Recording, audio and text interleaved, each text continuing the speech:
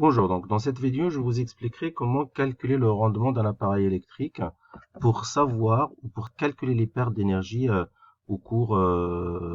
de son utilisation. Donc il faut savoir que un appareil électrique qui reçoit de l'énergie électrique et qui la transforme sous forme d'énergie thermique, c'est un convertisseur c'est un convertisseur. Voilà, donc c'est un convertisseur d'énergie parce que ça transforme l'énergie électrique en énergie thermique.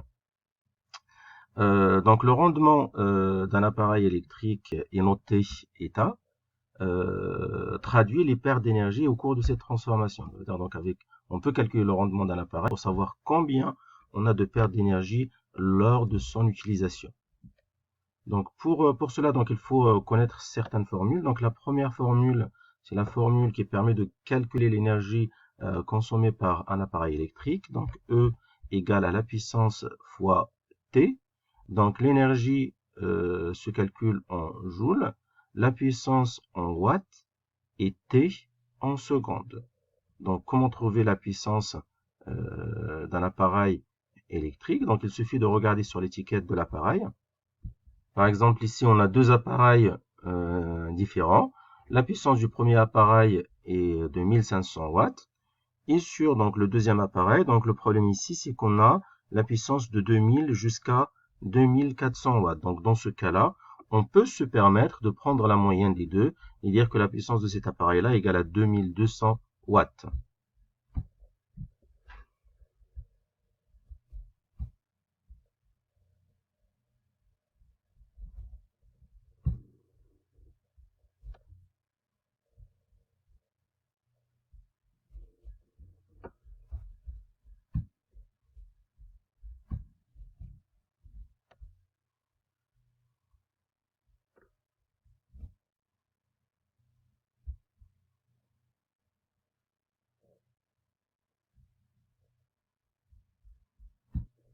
Donc dans ce TP, on va essayer de répondre à la question, l'appareil électrique le moins puissant est-il toujours le plus économe en énergie? Pour cela, donc, on a besoin de deux thermoplongeurs, de l'eau de robinet, donc 1 litre, une sonde thermométrique pour calculer la température et un chronomètre pour voilà, donc mesurer le temps nécessaire pour porter l'eau à ébullition. Donc comme exemple, j'ai pris donc les puissances des deux appareils qu'on vient de citer donc à l'instant. Le premier appareil qui a une puissance de 1500 watts et le deuxième appareil qui a une puissance de 2200 watts. Donc la première chose à savoir faire, c'est de calculer l'énergie électrique de chaque appareil. Mais ça, on le fera plus tard. Donc, c'est quoi le protocole de ce TP-là? Donc, on prélève donc un volume d'eau de robinet et on mesure sa température à l'aide d'un thermomètre. Donc, en général, donc, je pense qu'on a trouvé θ initial égale à 16 degrés Celsius. C'est la température de l'eau de robinet. Donc, on plonge les deux thermoplongeurs dans l'eau, bien sûr dans deux récipients différents, on branche le cordon, on déclenche le chronomètre, et voilà, donc on mesure, donc on relève le temps nécessaire pour porter l'eau à ébullition, et par exemple, donc le temps nécessaire pour porter l'eau à ébullition avec le petit thermoplongeur, ici de 6 minutes 50 secondes. Il ne faut pas oublier que pour calculer l'énergie, on utilise donc la formule énergie égale à puissance fois temps, et le temps il est en secondes, donc le temps ici, il est en secondes. Donc il faut convertir en secondes. 6 minutes 50 secondes. Pour convertir en secondes, qu'est-ce qu'on doit faire? On fait 6 fois 60 plus les 50 secondes et on trouvera normalement 410 secondes. Et le temps nécessaire pour porter l'eau à ébullition avec le grand thermoplongeur est de 5 minutes 0, 5 secondes ou 5 minutes 5 secondes. Donc si on fait 5 fois 60, 5 fois 60 plus 5, on aura 305 secondes au total. 305 secondes.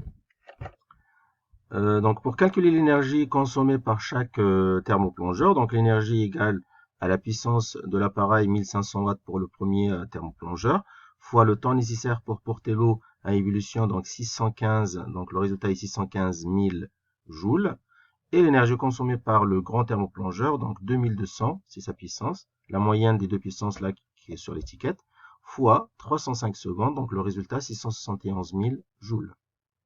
Donc l'étape suivante, c'est l'étape la plus importante, c'est de calculer le rendement de chaque appareil. Donc pour ça, on doit d'abord donc déterminer la masse la masse de l'eau, parce qu'on dans une formule, donc dans la formule de l'énergie, on aura besoin de la masse de l'eau. Donc la masse, il faut savoir que la masse d'un litre d'eau égale à 1 kg. Et quelle est la différence ou quelle est l'augmentation de température delta θ en degrés Celsius apportée à l'eau par les deux thermoplongeurs? Donc si on porte l'eau à ébullition, forcément, donc sa température finale, ce sera 100 degrés Celsius. Donc on peut dire que l'augmentation de température, la différence de température, la différence entre la température finale et la température initiale, c'est ce qu'on appelle delta θ, égale à θ finale moins θ initiale égale à 100 moins 16. 100 degrés Celsius, c'est la température de l'eau à ébullition à la fin. Moins 16 degrés Celsius, c'est la température initiale qu'on a relevée au début de l'expérience. Donc le résultat égale à 84 degrés Celsius. Et ici, donc j'ai mis la masse de l'eau, donc la masse d'un litre d'eau égale à 1 kg.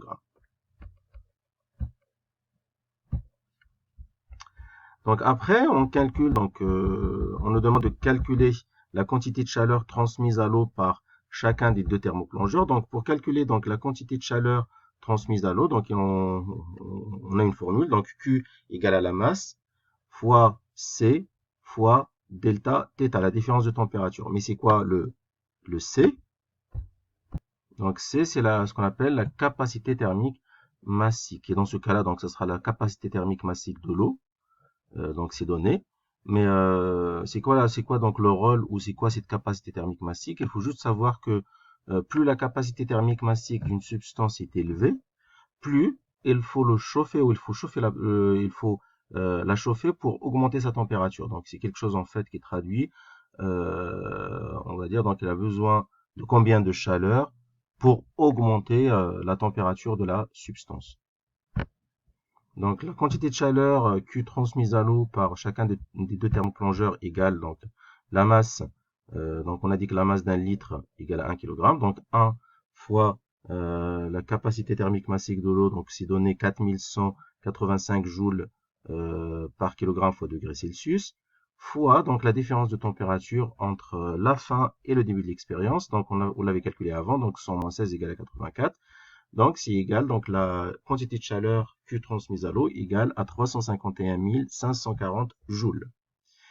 Donc, puis on calcule le rendement avec la formule, donc le rendement égale à Q sur E, sur l'énergie consommée.